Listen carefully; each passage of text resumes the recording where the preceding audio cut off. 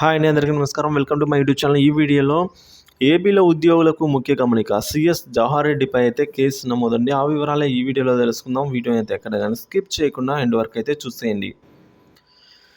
Pension పంపిణీ వ్యవహారంలో AP ప్రభుత్వ ప్రధాన కార్యదర్శి జవహర్ రెడ్డిపై ఉన్నత స్థాయి విచారణ జరపాలని కేంద్ర మానవ హక్కుల సంఘానికి తెలుగుదేశం పార్టీ, బీజేపీ కూటమిలు అయితే నేతలు ఫిర్యాదు చేశారండి.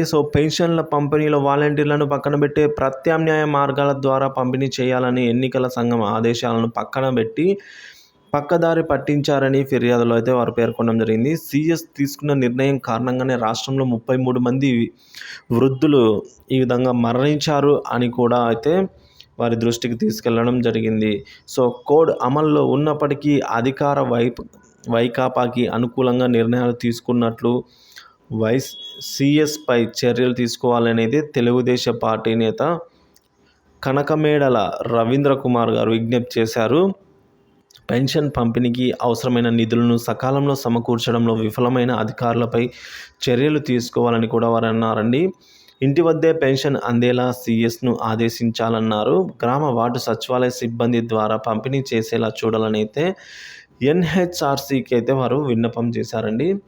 ఈ విధంగా అయితే సీఎస్ జవహర్ రెడ్డి గారిపైన కేసు నమోదు చేయాలని అయితే ఈ విధంగా లేఖలో పేర్కొనడం జరిగింది.